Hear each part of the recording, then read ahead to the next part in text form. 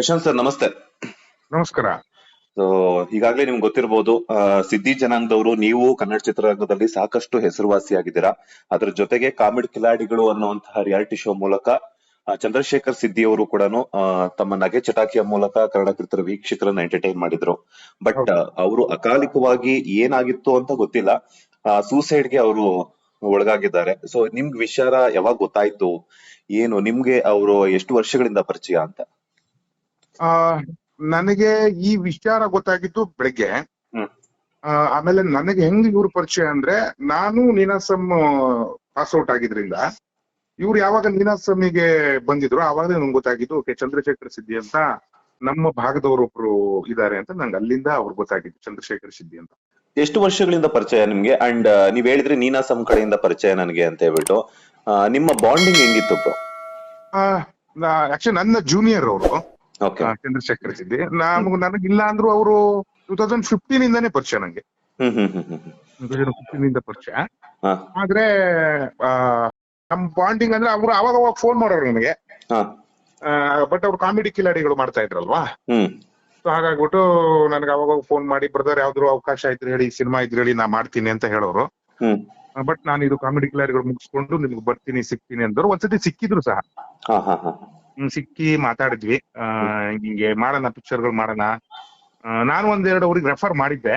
ಹ್ಮ್ but ಸಮಸ್ಯೆ ಏನು ಅಂದ್ರೆ ಅವ್ರು ಊರಲ್ಲಿ ಸೆಟ್ಲ್ ಆಗ್ಬಿಟ್ಟಿದ್ರು. ಹ್ಮ್ ಹ್ಮ್ ಹ್ಮ್ ಹ್ಮ್ ಹ್ಮ್ ಸೊ ಅದು ನಮ್ಮ ಊರುಗಳಲ್ಲಿ ಏನಂದ್ರೆ ಈ ನೆಟ್ವರ್ಕ್ ಸಮಸ್ಯೆಗಳಿದೆ ಇಷ್ಟು. ಹೌದು.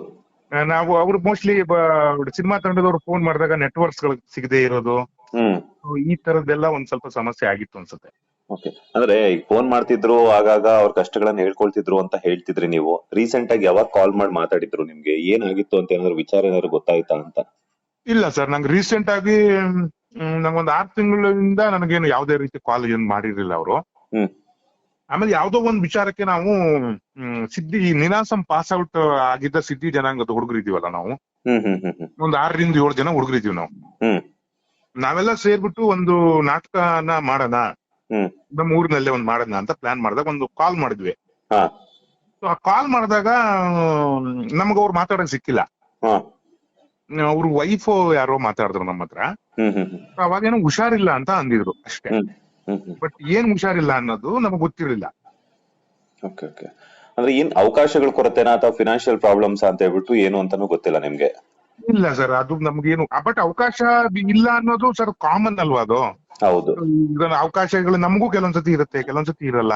ಹ್ಮ್ ಸೊ ಕಾಮನ್ ಸಮಸ್ಯೆ ಅದು. ನಾನು ಅನ್ಕೊಂಡೆ ಓಕೆ ಕಾಮನ್ ಆಗಿರುತ್ತೆ, ಅದು ಅವಕಾಶಗಳಿರಲ್ಲ ಹ್ಮ್ ಅನ್ಕೊಂಡು. ಅದಕ್ಕೆ ನಾವು ಏನ್ ಮಾಡಿದ್ವಿ, ಈಗ ನಮಗೂ ಕೆಲವೊಂದ್ಸತಿ ಡೌನ್ ಅವಕಾಶಗಳು ಕಡಿಮೆ ಆದಾಗ ನಾವೇನ್ ಮಾಡ್ತೀವಿ, ನಾಟಕಗಳು ಅಥವಾ ಆ ತರದ ಏನೋ ಆಕ್ಟಿವಿಟೀಸ್ ಗಳಲ್ಲಿ ಸ್ವಲ್ಪ ಬ್ಯುಸಿ ಆಗಕ್ಕೆ ಟ್ರೈ ಮಾಡ್ತಾ ಇರ್ತೀವಿ. ಹ್ಮ್ ಹ್ಮ್ ಹ್ಮ್ ಸೊ ಅದಕ್ಕೋಸ್ಕರ ನಾವು ಫೋನ್ ಮಾಡಿದ್ದೇನೆ. Okay okay okay. ಹ್ಮ್ ಇವಾಗ ನೀವು ಅವ್ರನ್ನ ಭೇಟಿ ಆಗುವಂತ ಪ್ರಯತ್ನವನ್ನ ಏನಾದ್ರು ಮಾಡಿದ್ರಾ ಅಂತ ಲಾಸ್ಟ್ ಟೈಮ್ ಅದ್ ಬಿಟ್ಟು? ಹಾ ಇವಾಗ ಅವ್ರ ಮನೆಯವ್ರಿಗೆ ಹೆಂಗೆ ಸಾಂತ್ವನ ಹೇಳ್ತೀರಾ? ರೀಸೆಂಟ್ ಆಗಿ ಮದುವೆ ಆಗಿದ್ರು ಅಂತ ಕೂಡ ನಮ್ಗೆ ಇನ್ಫಾರ್ಮೇಶನ್ ಸಿಕ್ಕಿದೆ. ಹೌದು ಹೌದು. ಸೊ ಒಂದ್ ಹೊಸ ಫ್ಯಾಮಿಲಿ, ಒಂದ್ ಹೊಸ ಜೀವನವನ್ನ ಶುರು ಮಾಡಕ್ ಹೋಗಿದ್ರು. ಬಟ್ ಅದ್ ಏನಾಯ್ತು ಅಂತಾನೆ ಗೊತ್ತಿಲ್ಲ. ಬಟ್ ಏನಂತಂದ್ರೆ ಈಗ ಅವ್ರು ನಮ್ ಜೊತೆ ಇಲ್ಲ, ಸೂಸೈಡ್ಗೆ ಒಳಗಾಗಿ ಇವತ್ತು ಎಲ್ಲರನ್ನೂ ಕೂಡ ಆಗ್ಲಿದ್ದಾರೆ. ಅವ್ರ ಅಭಿಮಾನಿಗಳಿಗಾಗಿರ್ಬೋದು ಅಥವಾ ಅವ್ರ ಫ್ಯಾಮಿಲಿಗಾಗಿರ್ಬೋದು, ಯಾವ ರೀತಿ ಸಾಂತ್ವನವನ್ನ ಹೇಳ್ತೀರಾ ಅಂತ? ಸರ್ ಅದೇ, ಈಗ ನಾನು ನಮ್ ಬ್ರದರ್ಗೆ ಫೋನ್ ಮಾಡ್ಬಿಟ್ಟು ಅವ್ರ ಫ್ಯಾಮಿಲಿ, ಯಾಕಂದ್ರೆ ಫೋನ್ ಮಾಡ್ತಾ ಇದ್ವಿ, ಫೋನ್ ಹೋಗ್ತಾ ಇಲ್ಲ ಸರ್ ಅವ್ರಿಗೆ. ಹಾ ಹಾ ಹಾ. ಈಗ್ಲೂ ಸಮೇತ ರೀಚ್ ಆಗ್ತಿಲ್ಲ? ಈಗಲೂ ಸಮೇತ, ಯಾಕಂದ್ರೆ ಮಳೆ ಇದೆ, ಆಮೇಲೆ ನೆಟ್ವರ್ಕ್ ಇಶ್ಯೂ ಇದೆ ಸರ್ ಅಲ್ಲಿ. ಹಾ ಹಾ ಹಾ. ಸರ್ ಬೆಳಿಗ್ಗೆನೆ ಫೋನ್ ಮಾಡ್ಬಿಟ್ಟು ನಮ್ ಬ್ರದರ್ಗೆ ಹೇಳಿದೀನಿ. ಬ್ರದರ್ ಅವ್ರ ಮನೆ ಹತ್ರ ಹೋಗ್ತಾ ಇದಾರೆ ಈಗ.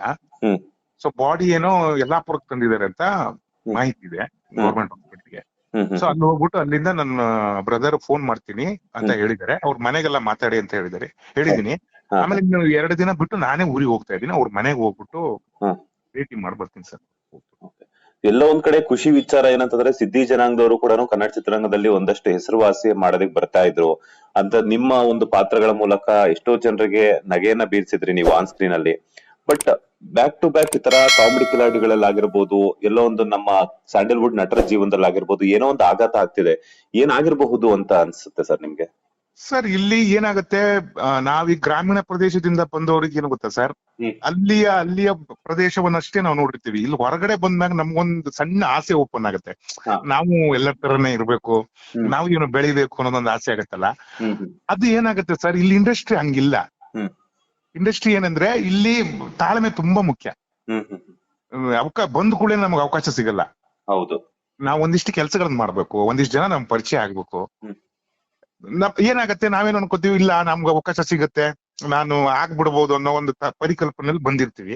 ಇಲ್ಲ, ಅದು ಸಿಗಲ್ಲ. ಅವಾಗ ಏನಾಗುತ್ತೆ, ನಿರಾಶೆ ಆಗತ್ತೆ. ಹ್ಮ್ ಹ್ಮ್ ಹ್ಮ್ ಸೊ ನಾನ್ ಹೇಳ್ತಿರೋದು ಈ ತರದ್ ಆಗ್ಬಾರ್ದು ಅಂತ. ಹ್ಮ್ ಹ್ಮ್ ಹ್ಮ್ ನೀವು ಅಲ್ಲಿಂದ ಹೊರಡ್ತಾ ಇದ್ದೀರಿ ಅಂದ್ರೇನೆ ಕಷ್ಟ ಪಡ್ಲೇಬೇಕು, ಹ್ಮ್. ತಾಳ್ಮೆ ಇಟ್ಕೊಳ್ಳೇಬೇಕು ಅಂದ್ರೆ ಹೊರಡ್ಬೇಕು ಅಂತ ನನ್ನ ಒಂದು ಆಶೆ. ಅದೇ ಯಾವ್ದೇ ಒಂದು ಸಿನಿಮಾ ರಂಗಕ್ಕಾಗಿರ್ಬೋದು, ನಾಟಕಕ್ಕಾಗಿರ್ಬೋದು ಬರ್ತಿದೀವಿ ಅಂತಂದಾಗ ಪಾತ್ರಗಳು ಸಿಕ್ಕಾಗ ಮಾತ್ರ ನಮ್ಮ ಲೈಫ್ ಒಂದು ರೇಂಜ್ ಅಲ್ಲಿ ಹೋಗ್ತಾ ಇರುತ್ತೆ. ಪಾತ್ರಗಳು ಸಿಕ್ಕಿಲ್ಲ ಅಂದ ಟೈಮಲ್ಲಿ ಕೂಡ ನಾವ್ ಯಾವ್ದೇ ಕೆಲಸ ಆದ್ರೂನು ಅಥವಾ ಆ ಒಂದು ಪಾತ್ರಗಳು ಸಿಗೋ ತನಕನೂ ಕೂಡ ಪೇಶನ್ಸ್ ಇಂದ ವೆಯ್ಟ್ ಮಾಡ್ಬೇಕು ಅನ್ನುವಂಥದ್ದು ನಿಮ್ಮ ಒಂದು ಮಾತು. ಖಂಡಿತವಾಗ್ಲು ಸರ್, ಖಂಡಿತವಾಗ್ಲು ಅದನ್ನ ವೇಟ್ ಮಾಡ್ಲೇಬೇಕು. Thank you sir. ಅವ್ರ ಜೊತೆ ಇದ್ದಂತಹ ಒಂದಷ್ಟು ಒಡನಾಟವನ್ನ ಶೇರ್ ಮಾಡ್ಕೊಂಡಿದ್ರ. ಹೋಗಿ ನಮ್ಮ ಚಾನೆಲ್ ಕಡೆಯಿಂದನೂ ಕೂಡ ನೀವು ಅವ್ರಿಗೆ ಒಂದಷ್ಟು ಸಾಂತ್ವನವನ್ನ ಹೇಳಿ. ಯಾಕಂತಂದ್ರೆ ನಾವು ಎಷ್ಟೇ ಹೇಳ್ಬಹುದು, ಬಟ್ ಅವ್ರ ದುಃಖ ಭರಿಸುವಂತ ಶಕ್ತಿ ಆ ದೇವ್ರು ಕೊಡ್ಬೇಕಷ್ಟೇನೆ. ಮಗನನ್ನ ಕಳ್ಕೊಂಡಿರುವಂತ ದುಃಖ ಅವ್ರಿಗೆ ಗೊತ್ತಿರುತ್ತೆ. ಸೊ ಹಾಗಾಗಿ thank you sir. Thank you sir. Latest ಹಾಗೂ ಇಂಟ್ರೆಸ್ಟಿಂಗ್ ಸುದ್ದಿಗಳಿಗಾಗಿ ಬಾಸ್ ಟಿವಿ ಕನ್ನಡ ಚಾನೆಲ್ನ ಸಬ್ಸ್ಕ್ರೈಬ್ ಮಾಡಿ. ಹಾಗೆಯೇ ಬೆಲ್ ಐಕಾನ್ ಪ್ರೆಸ್ ಮಾಡಿ. ಇದರ ಜೊತೆಗೆ ಫೇಸ್ಬುಕ್, ಇನ್ಸ್ಟಾಗ್ರಾಮ್, ಎಕ್ಸ್ ನಲ್ಲೂ ಮಿಸ್ ಮಾಡದೆ ಫಾಲೋ ಮಾಡಿ.